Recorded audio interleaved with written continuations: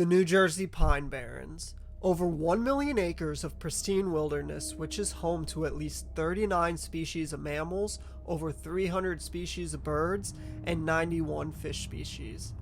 A location where you can go to just relax and unwind far away from the hustle and bustle of everyday life. That is, until darkness falls. Whether or not you believe in the paranormal, there definitely is something eerie about walking through the woods at night. Especially when those woods happen to have stories of how it's the hunting grounds of a creature that is literally said to be the spawn of Satan. Add on to this a bunch of mysterious disappearances and tons of encounters with paranormal beings, and you have yourself one hell of a mystery here. And just like all great mysteries, they all have a beginning. The story starts with a woman named Deborah Leeds. To this day, not much is really known about her, except for local legend which claims that she was actually a practicing witch. We know that her and her husband had a total of 12 children together, which is verified by the couple's will that they wrote together in 1736.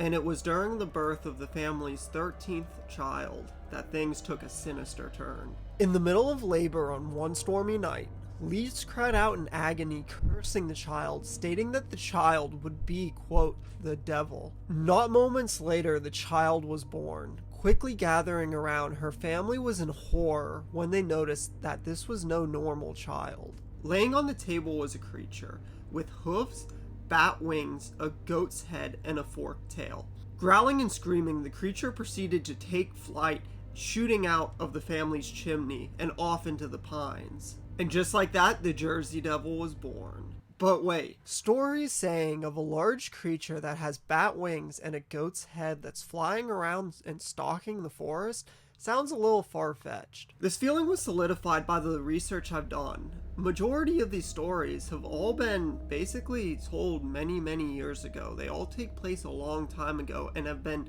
basically become local legend.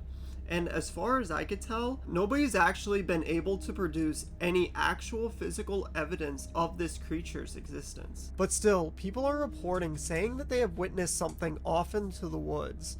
So this made me start thinking of some possible theories that could explain all of these sightings. So I went back to the beginning and quickly noticed something. Remember the beginning of the story, when Deborah Leeds supposedly cursed the child, stating that the child would be, quote, the devil?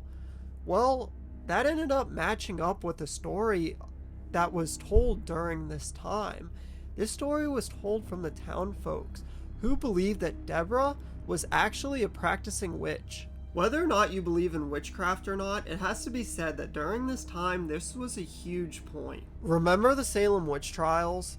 A true story of how a group of girls were labeled as witches and were hung for their crimes?